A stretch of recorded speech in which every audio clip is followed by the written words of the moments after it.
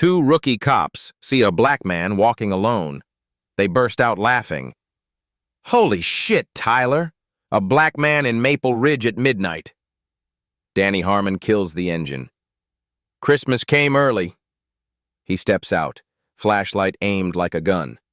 "Hey, the black guy! Hands up! This is where millionaires live, not people who look like you." Byron Coleman stops, raises both hands. 62 years old, voice steady.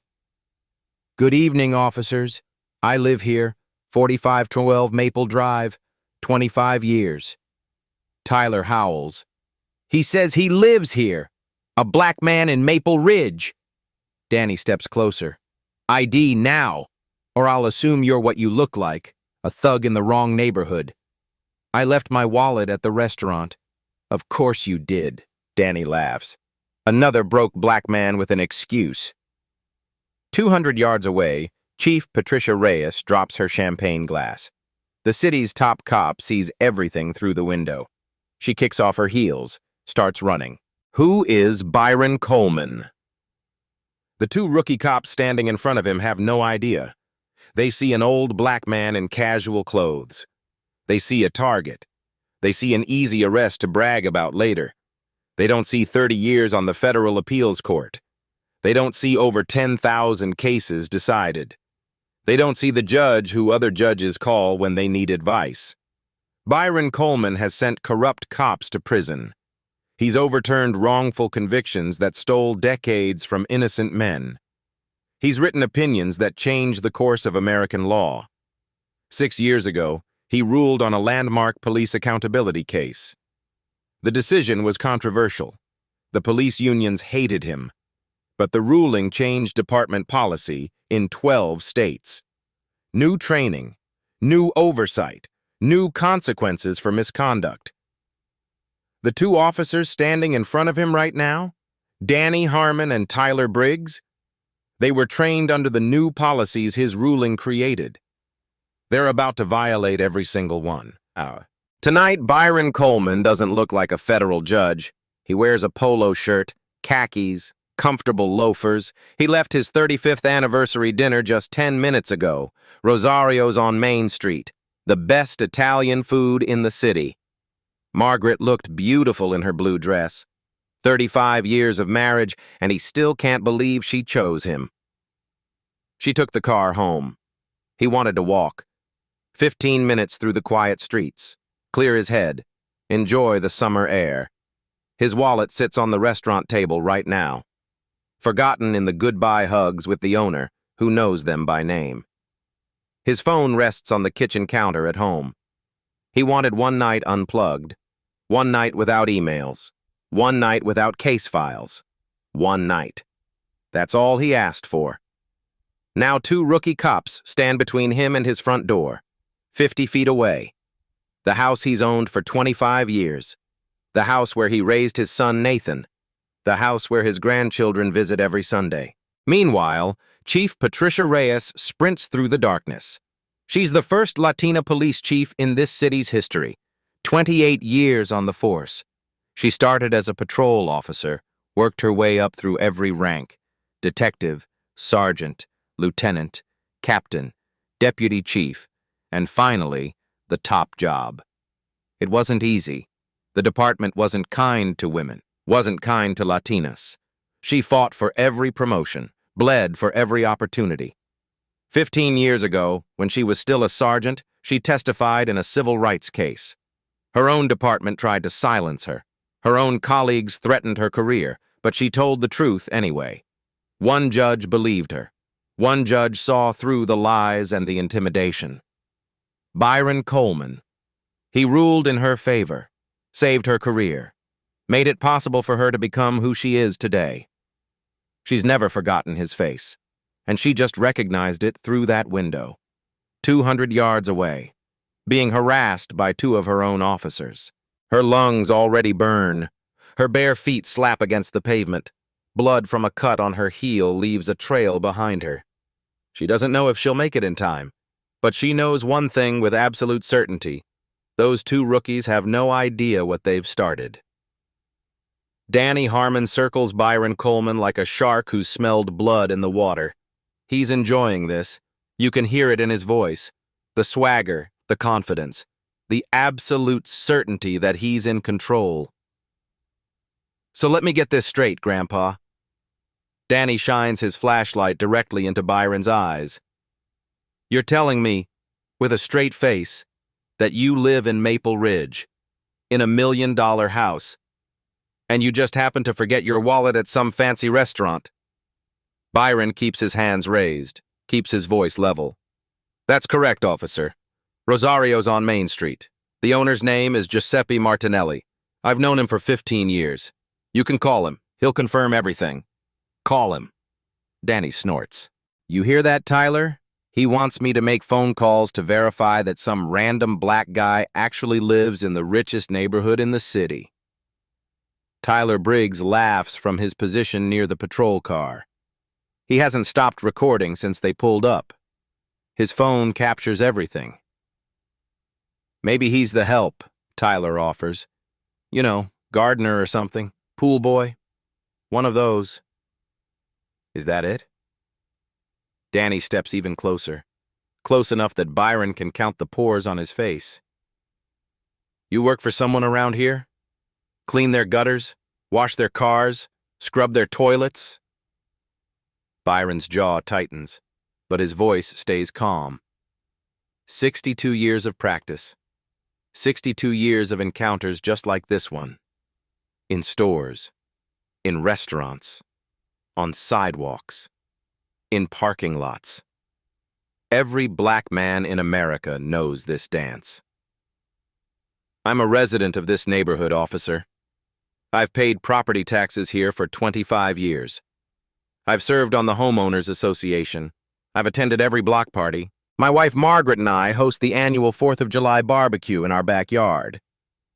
4th of July barbecue. Danny mimics his tone, mocking, dripping with contempt. Listen to this guy, Tyler. He's really committed to the bit. Got the whole fantasy worked out. Wife named Margaret, block parties, barbecues. Maybe he's been casing houses for a while, Tyler suggests. Learned all the details, trying to fit in. That's probably it. Danny nods. Smart criminal. Stupid enough to get caught, though. A porch light flicks on across the street, then another, then 3 more. Faces begin appearing in windows, curtains pulled aside. The commotion has drawn attention. Mrs. Eleanor Whitfield steps onto her porch. 78 years old, silver hair, ramrod posture. The widow of Senator Charles Whitfield, who served 3 terms before his death 8 years ago. She's lived next door to the Colemans for 18 years. She's watched Nathan grow from a college student to a successful civil rights attorney. She's held Margaret's hand at charity events. She's sat on Byron's porch drinking iced tea and discussing Supreme Court decisions. She knows exactly who those officers have stopped, and her heart drops into her stomach. She wants to march over there and scream his title.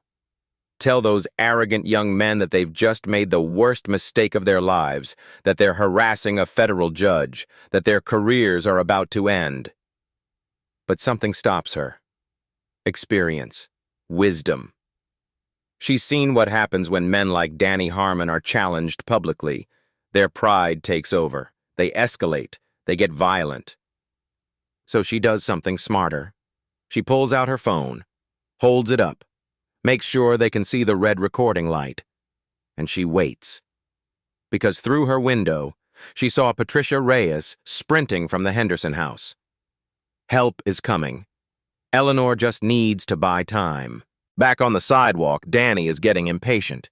He reaches for his radio. Unit 52. This is Officer Harmon. I've got a suspicious individual on Maple Drive. Black male, mid-60s, no identification, refusing to cooperate with lawful orders, requesting backup. Refusing to cooperate. Byron has answered every question calmly and completely. He's offered to provide his name, his address, his social security number. He's offered to walk them to his house 50 feet away. But the lie is now on the record. Transmitted to dispatch, logged in the system, official. I'm not refusing anything, officer. Byron keeps his hands high, keeps his voice steady. I've told you my name, Byron Coleman. I've told you my address, 4512 Maple Drive. I've offered to walk you to my front door where my wife Margaret can confirm everything. Walk you to your house? Danny laughs, sharp, ugly. So you can run? So you can grab a weapon? So you can call your drug dealer friends for backup? What kind of fool do you think I am? I think there's been a misunderstanding. The only thing I understand is this. Danny steps so close that Byron can smell the coffee on his breath, can see the cruelty in his eyes. I don't care what story you've rehearsed. I don't care what fantasy you've cooked up in your head. I don't care what lies you've got ready. He lowers his voice, a whisper, just between them, except his body camera is recording every word.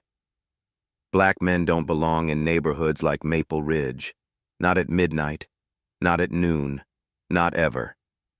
You people should stick to your own kind, your own neighborhoods, your own side of town. Byron looks at him, calm, steady, unbroken. Officer, I want you to remember this moment. Danny grins, wide, confident. Oh, I will, old man.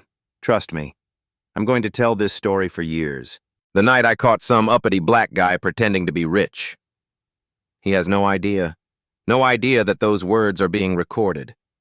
No idea that this moment will indeed be remembered, in courtrooms, in news broadcasts, in history books. No idea that 150 yards away, a woman in a torn dress is running faster than she's ever run in her life. Her feet are bleeding, her lungs are screaming, her legs are burning. But she's getting closer, every second. Not yet. Not yet. Please, not yet. Danny Harmon has made his decision. The games are over. All right, Grandpa. Fun's over. Turn around. Put your hands on the vehicle. Byron doesn't move. Officer, you haven't articulated any reasonable suspicion of a crime. You have no legal basis for— I said turn around! Danny's hand drops to his taser. His finger hovers over the trigger. Do it now or I will light you up like a Christmas tree.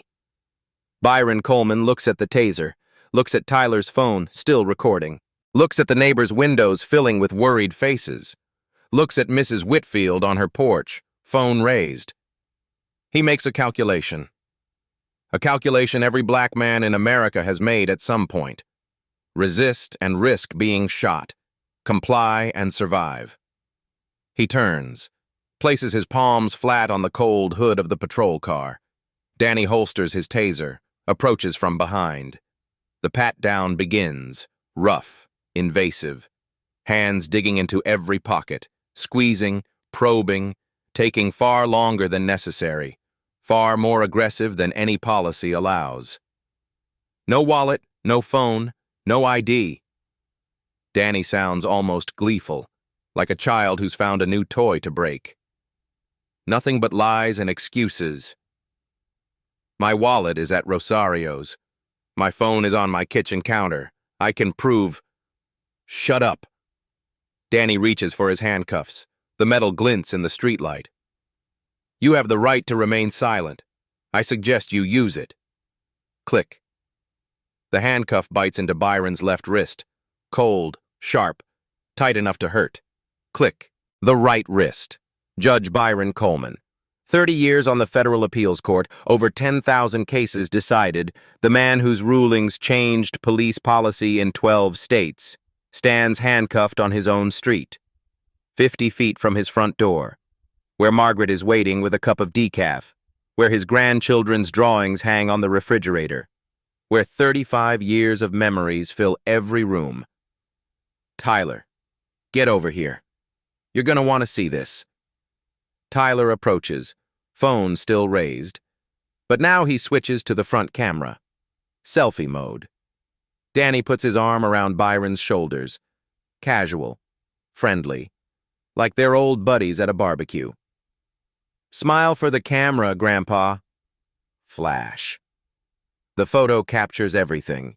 Two grinning young officers in uniform, one 62-year-old black man in handcuffs, dignified even now, unbroken even now. "Oh, that's perfect!" Danny grabs Tyler's phone, studies the image.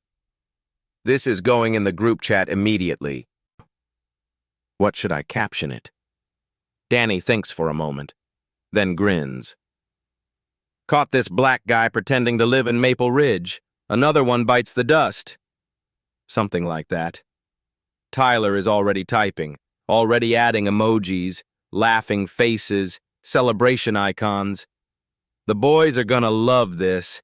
Jenkins owes me $20. He said we wouldn't catch anyone good tonight. They laugh together, loud, mocking. The sound echoes down the quiet suburban street, bounces off the million-dollar homes, fills the summer air with ugliness. Danny grabs Byron's arm. Rough. "All right, Grandpa. Time for a ride downtown. You can call your imaginary lawyer from the station." They march him toward the patrol car. Tyler opens the back door.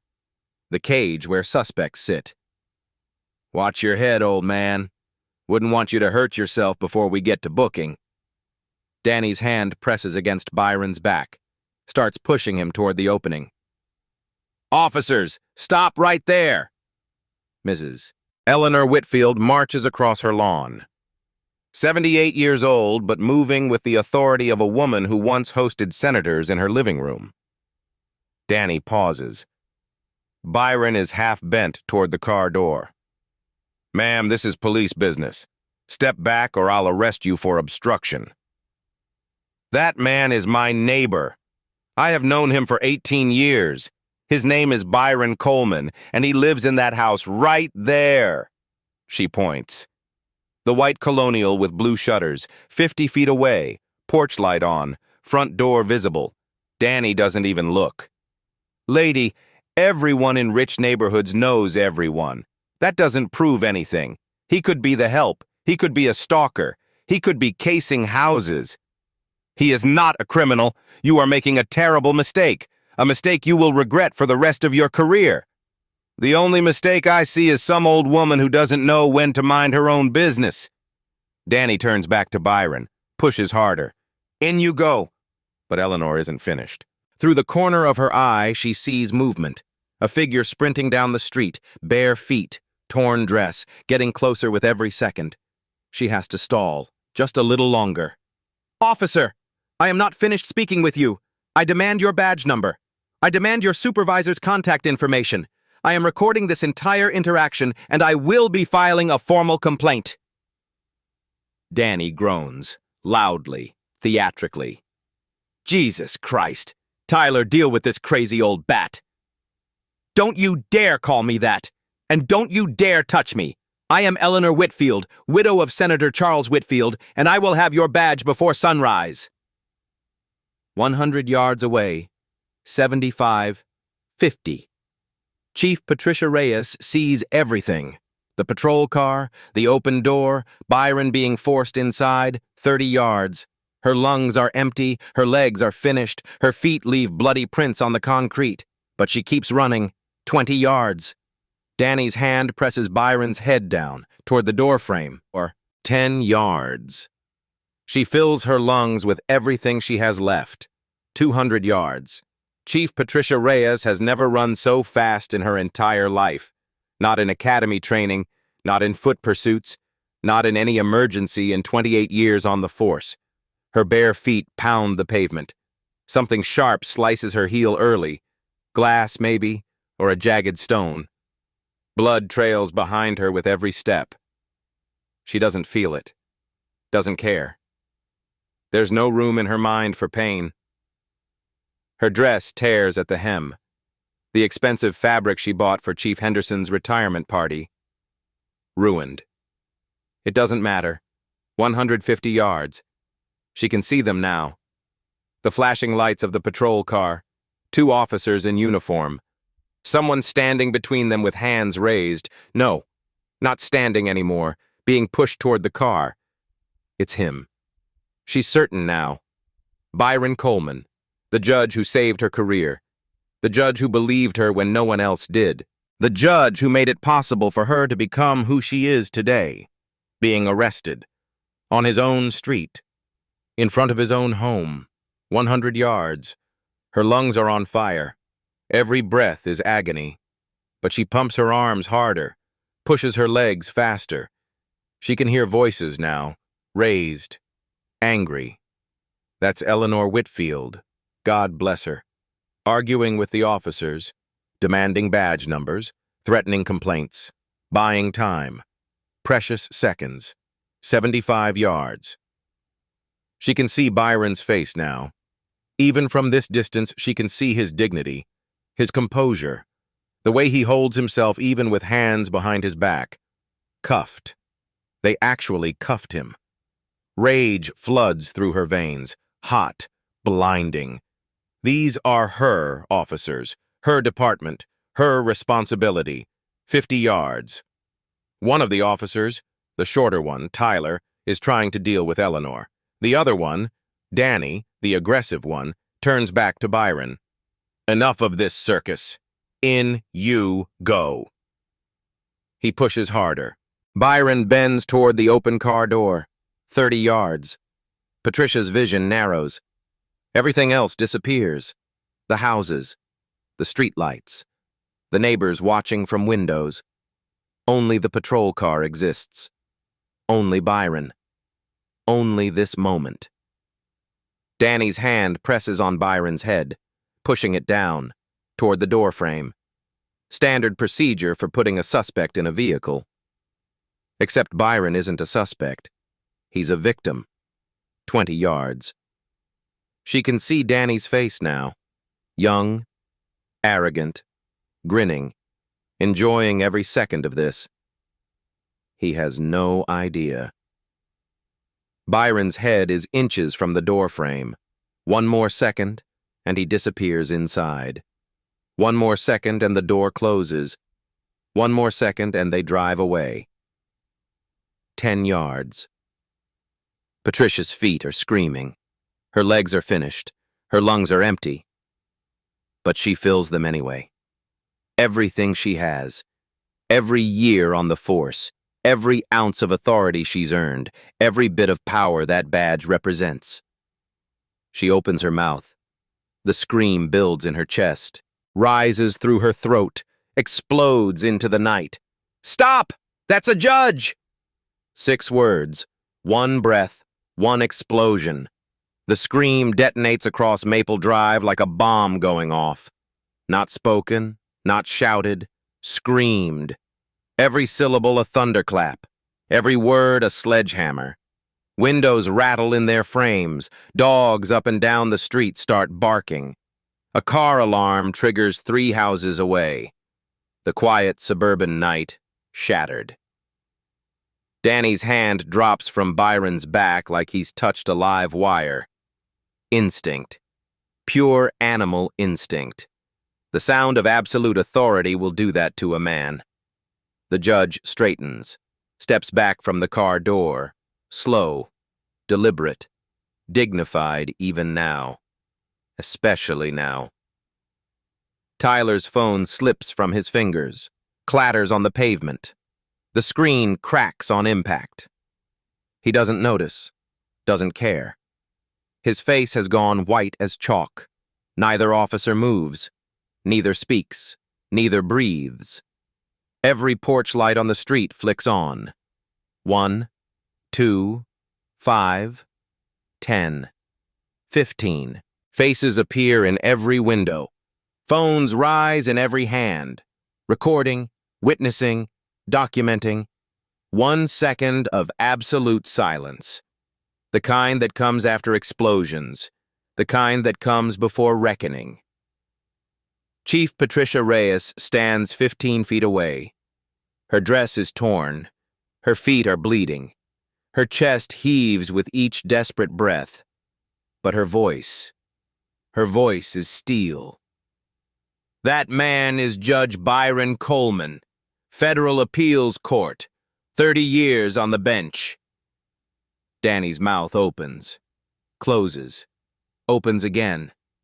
No sound comes out. His brain is trying to process, trying to compute, failing. He told you his name. He told you his address, and you laughed. Tyler makes a sound, something between a whimper and a sob. The reality is starting to hit him. He lives in that house. She points. The white colonial with blue shutters, 50 feet away, porch light glowing. For 25 years. Silence. Crushing silence. Danny finally finds his voice. Barely. A whisper. Who are you? She reaches into the pocket of her torn dress, pulls out a badge. Gold. Heavy. The seal of the city catches the streetlight and gleams.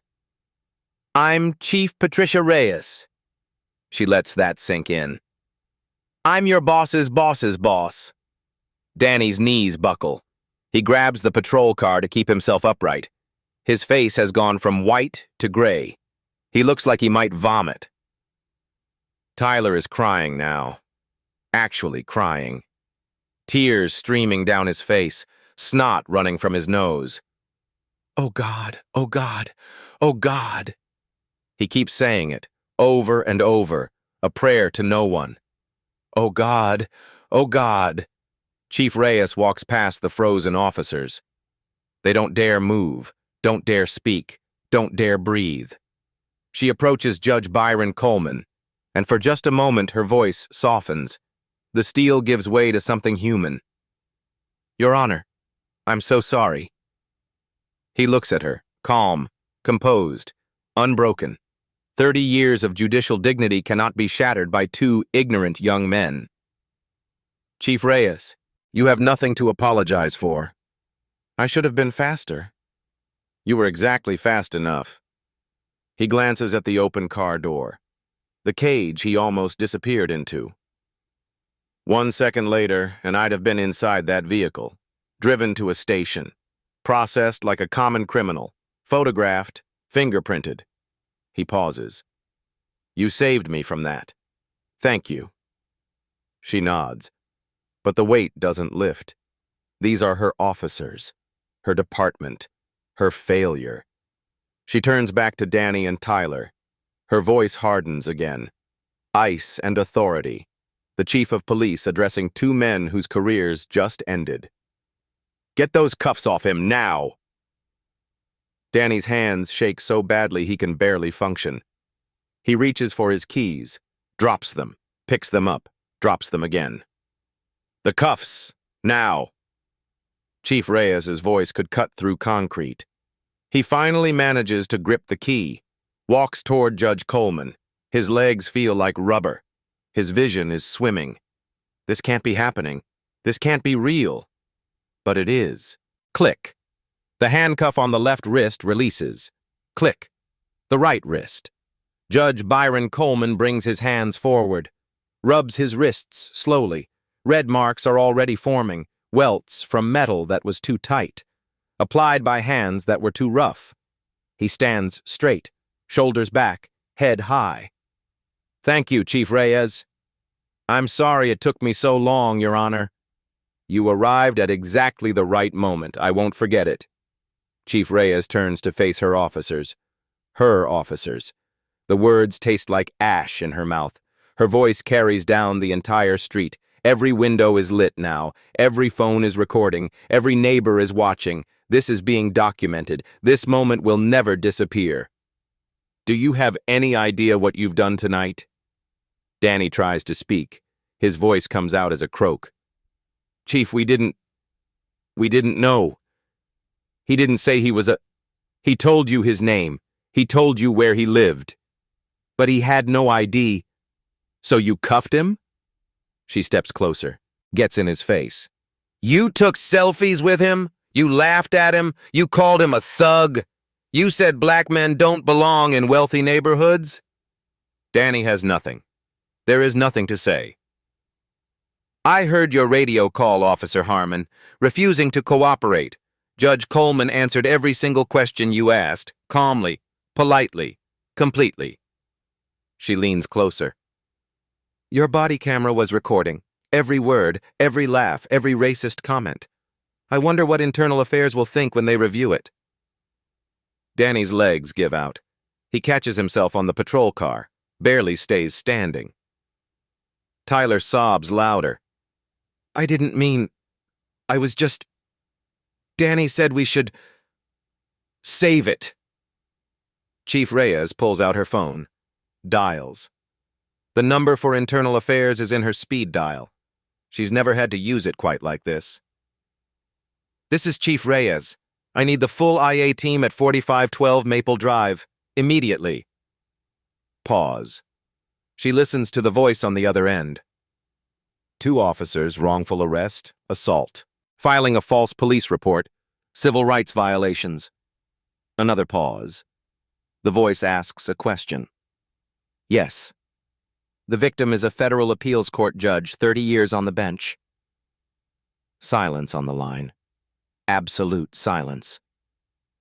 You heard me correctly. Send everyone, now. She hangs up. Badges, weapons, on the hood of the car, both of you. Danny doesn't move. His brain has stopped processing. Now! His shaking hands reach for his badge, the medal he was so proud of, the authority he abused so freely. He unclips it, sets it on the hood. Clink. His service weapon follows, the gun he kept his hand near all night, the weapon he used to intimidate an innocent man. Tyler's badge. Clink. Tyler's weapon. 2 badges. 2 guns. 4 items that represent everything they worked for, everything they destroyed in 15 minutes of cruelty. You are both suspended without pay, effective immediately. You will surrender your department ID cards. You will not speak to anyone, about this incident. You will not contact Judge Coleman or any member of his family. You will not return to the station without explicit authorization. Am I clear? Danny whispers. So quiet it's barely audible. Yes, Chief. Tyler can barely speak through his sobs. Yes, Chief. She looks at them. 24 years old and 23 years old. 14 months on the force and 9 months on the force. Careers over. Futures destroyed. Lives ruined. By their own choices. Their own words. Their own actions. You had every opportunity to do the right thing tonight. Every single opportunity. Judge Coleman was calm. He was cooperative. He was respectful. She pauses. And you chose to mock him, to humiliate him, to arrest him, because he was black, in a wealthy neighborhood, at night. She steps back. Get out of my sight. Go home. Do not leave your residences. Wait for the call from Internal Affairs. They walk away. Walk slowly, shoulders slumped. Tyler still crying. Danny stumbling like a drunk. The street watches them go. Every eye, every phone, every witness. Mrs. Eleanor Whitfield finally lowers her phone. 8 minutes of continuous video. Every word captured. Got it all, Patricia. Every single second. Thank you, Eleanor. Chief Reyes exhales. The adrenaline is fading. The exhaustion is setting in. Thank you for stalling them. I saw you running. I knew you needed time. You gave it to me. You may have saved Judge Coleman's life tonight.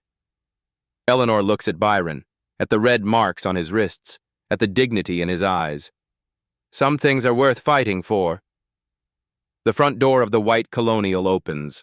Margaret Coleman steps onto the porch. She sees her husband, sees the patrol car, sees the crowd, sees the blood on Chief Reyes's feet. She runs to him, throws her arms around him, holds him like she'll never let go. Byron! Byron! What happened? Are you okay? What did they do to you? He holds her back, pulls her close, buries his face in her hair. I'm fine, Margaret. I'm fine now. But he looks down at his wrists, at the marks that are already turning purple. The physical wounds will heal. The memory never will. Internal Affairs arrives in 32 minutes. Not the usual single investigator. A full team, 6 people, supervisors, senior investigators. The department's best. They know who the victim is. They know what's at stake. They know the entire country will be watching. Body cameras are collected and sealed in evidence bags. Cell phones are subpoenaed and surrendered. Witness statements begin immediately. Judge Byron Coleman sits on his own porch, finally home, finally safe. Margaret sits beside him, her hand in his. 35 years of marriage. She hasn't let go of him since she came outside. Their son Nathan arrives at 12:47 a.m. He drove 90 miles an hour from the city. Civil rights attorney, graduated top of his class at Yale Law, built his career on cases exactly like this one. He's never imagined he'd be building a case for his own father. "Dad!" He embraces him, long, tight. The hug of a son who almost lost his father tonight. "I'm so sorry." "It's not your fault, Nathan." "It's not yours either." Nathan's jaw is tight. His eyes are hard. This is the department's fault, the system's fault, and they're going to pay for it. Chief Reyes approaches the porch.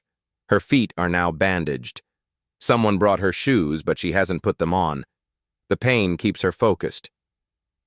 "Your Honor, I cannot apologize enough for what happened tonight." "Patricia, you have nothing to apologize for. You stopped it." "I should have been faster. I should have—" "You ran 200 yards, barefoot, in the dark. You arrived at exactly the moment that mattered." He pauses. 2 seconds later, I would have been inside that car, driven away like a criminal, photographed, fingerprinted, thrown in a holding cell. He looks at his wrists. "You saved me from that. That's what matters." Inside the mobile command unit parked on the street, the evidence begins to stack. Layer by layer, piece by piece.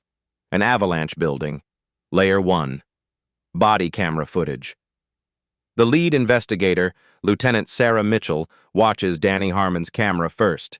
She's been with Internal Affairs for 12 years. She's seen bad cops. She's seen corruption. She's seen abuse. She's never seen anything like this. A black man in Maple Ridge at midnight.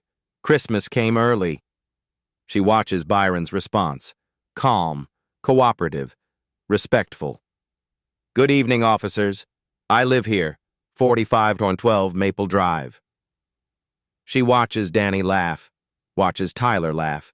She watches the pat-down. Far too long, far too aggressive. Violations of at least 4 department policies. She watches the handcuffs go on. Click, click, on a man who committed no crime. Then she reaches the whisper. Danny leaning close, his lips near Byron's ear. "Black men don't belong in neighborhoods like Maple Ridge. Not at midnight, not at noon, not ever. You people should stick to your own kind." Lieutenant Mitchell pauses the footage, turns to her team. "That's not just misconduct. That's a confession. Textbook racial discrimination. In his own words. On his own camera." The footage continues. The selfie setup. Danny's arm around the judge. Both officers grinning at the camera. "Send that to the group chat. Caption it. Caught this black guy pretending to live in Maple Ridge." "That's evidence of intent," another investigator says. "Premeditated humiliation. Federal civil rights violation. This is going to the Justice Department." Layer 2. Tyler Briggs's phone. His phone is unlocked within minutes. The password was his birthday. Of course it was. The group chat is right there, open, undeleted, like they never imagined anyone would ever see it. The selfie appears at 10:58 p.m. Appears at 3 laughing emojis, a crying laughing face, a clapping hands icon. The responses start coming almost immediately. Other officers, other members of the department. "LOL, nice catch, bro. Teach him what happens when they wander into nice neighborhoods. Did he cry? They always cry. Make sure he remembers his place. That's what happens when you get uppity. One less thug on the streets tonight." Lieutenant Mitchell scrolls through the chat. Her face gets harder with every message. More photos, other stops, other black men in handcuffs, other trophies collected over months. Hey, got another one on 5th Street. Old guy. Kept saying he was a doctor. LOL, sure you are, buddy. Picked up this kid in Westwood. Dad supposedly owns a business. Yeah, right. In that neighborhood? Classic. Another black guy with a story. They all have stories. It's not just Danny and Tyler. It's 18 officers, hundreds of messages, months of documented racism, a culture, a system, a rot that goes deep. We're going to need a lot more warrants, Lieutenant Mitchell says quietly. Layer 3. Neighbor evidence. Mrs. Eleanor Whitfield's video runs 8 minutes and 37 seconds. Unbroken. Perfect audio. Wide angle that captures the entire scene. Danny's swagger. Tyler's phone. Byron's dignity. The cuffs going on.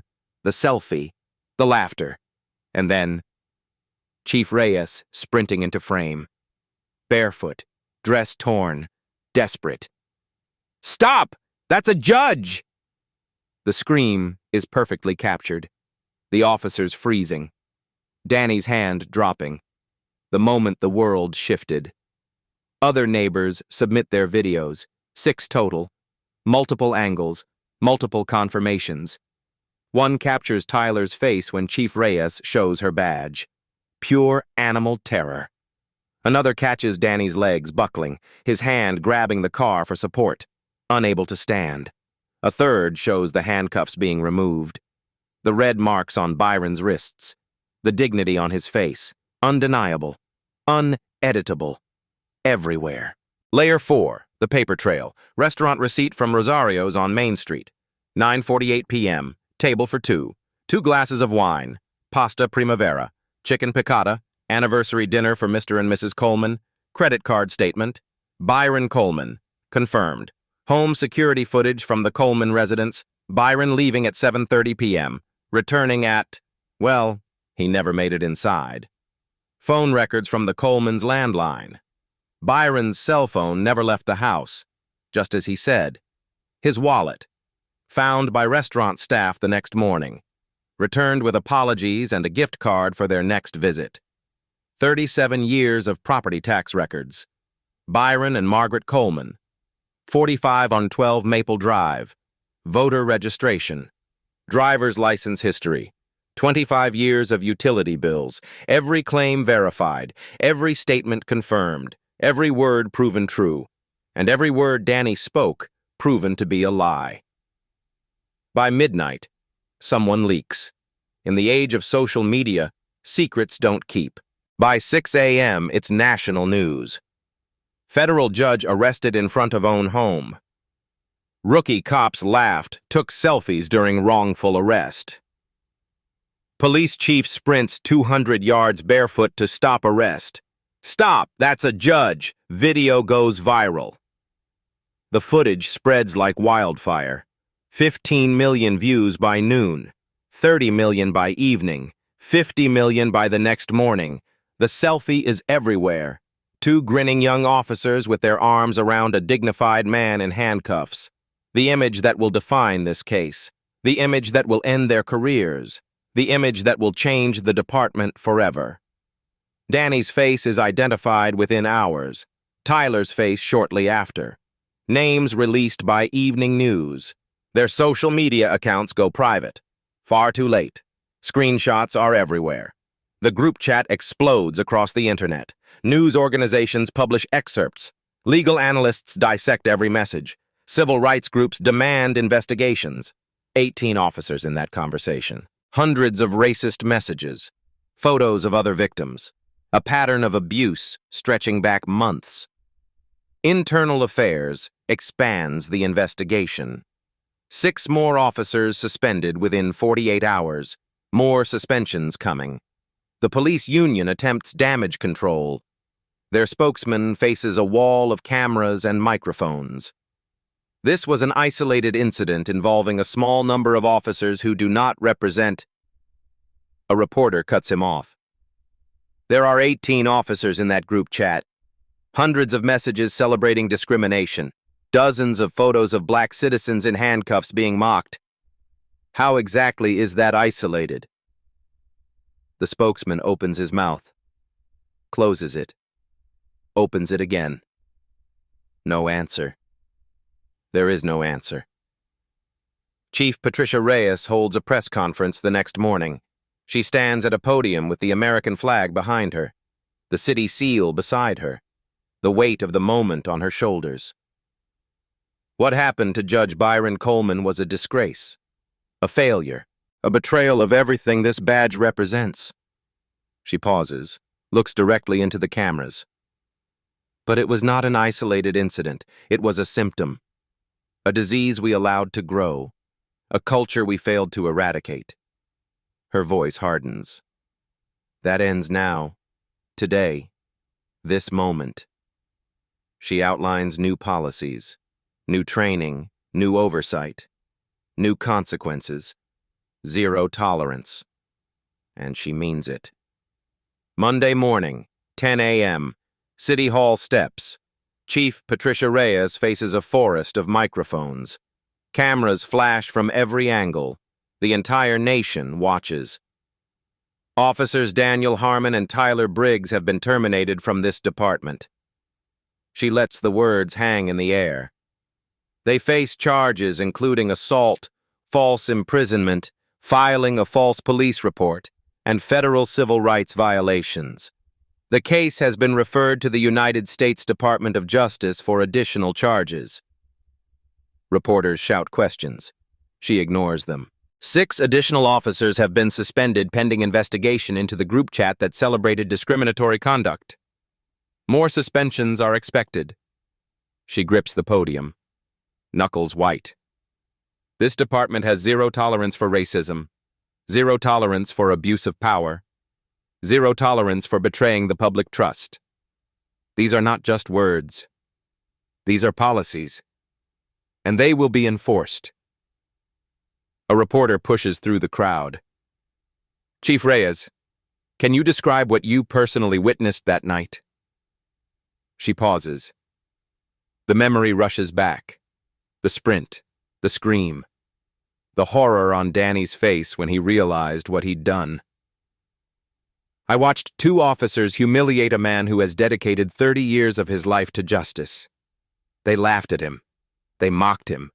They took photographs with him in handcuffs. They called him a thug. They said black men don't belong in wealthy neighborhoods.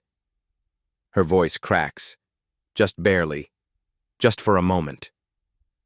That man was Judge Byron Coleman, a federal appeals court judge, a pillar of this community, a man who has given his life to upholding the law. She steadies herself. He deserved better. Every citizen deserves better. And I will spend the rest of my career making sure they get it. 2 weeks later, a courtroom. The tables have turned. Danny Harmon and Tyler Briggs sit at the defense table. Wrong side of the bench now. They wear suits instead of uniforms. Their wrists are free, but their futures are not. The judge presiding is Honorable Catherine Wells, a colleague of Byron Coleman, assigned by random lottery. Justice is sometimes poetic. Bail is set, higher than their lawyers expected. Both make it, barely. Their families mortgage houses, empty savings accounts. Danny's lawyer attempts a defense. Your Honor, my client was simply following standard procedure for a suspicious... Judge Wells cuts him off. Cold. Final. What procedure includes taking selfies with a restrained suspect? What procedure includes calling a citizen a thug because of his skin color? What procedure includes posting photographs to a group chat to mock and humiliate? She leans forward. Save your arguments for trial, counselor, because I've seen the body camera footage. So has the entire world. Nathan Coleman files the civil lawsuit 3 days later. Federal court.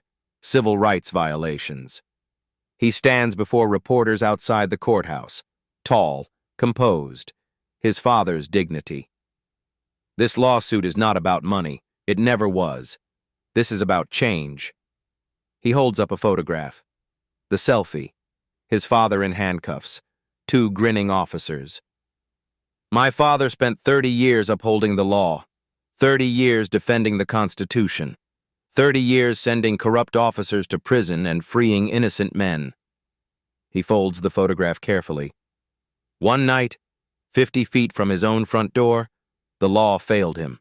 The system he dedicated his life to failed him. His voice hardens. We're going to make sure it never fails anyone else. 1 month later. Community town hall, standing room only. People lined up outside an hour before the doors opened. Judge Byron Coleman takes the stage. The room falls absolutely silent. Every seat filled. Every eye on him. He stands at the podium, calm, dignified. The same man who stood on that sidewalk with his hands raised. I've been asked many times over the past few weeks what I want from all of this. Pause. I don't want revenge. I don't want those young men's lives destroyed, though they very nearly destroyed a piece of mine. Silence. What I want is simple. He leans into the microphone. I want the next 62-year-old black man walking home at night to make it to his front door, unmolested, unquestioned, safe. Someone in the crowd starts crying. I want the next officer who sees him to pause, to think, to see a citizen, a neighbor, a father, a grandfather, a human being. His voice fills the room. Not a suspect, not a threat, not a target. He straightens. That's what I want. That's what we all deserve. The standing ovation lasts 5 minutes. 6 months later. Evening. Maple Drive. The same street. The same time. The same quiet suburban beauty. Judge Byron Coleman walks home. Alone. Enjoying the warmth of a summer night. The streetlights hum overhead. Crickets sing in the hedges. The same sounds as that night. But different now. Softer, somehow. Safer. A patrol car approaches, slows. Byron tenses, just for a moment. 62 years of conditioning doesn't disappear overnight. The body remembers even when the mind tries to forget. But the window rolls down, and a young face appears. New officer, new uniform, new generation. Evening, Judge Coleman. He blinks.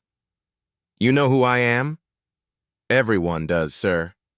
She smiles. Genuine, warm, respectful. I just wanted to say, thank you. Thank you? For what?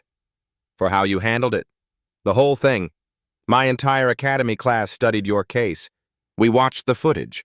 We analyzed what went wrong, what should have happened differently. She pauses. You taught us what dignity looks like, what patience looks like, what real justice looks like, even when the system fails you, even when the people who should protect you become the threat. Byron studies her face. Young, earnest, hopeful. What's your name, officer? Martinez, sir. Angela Martinez.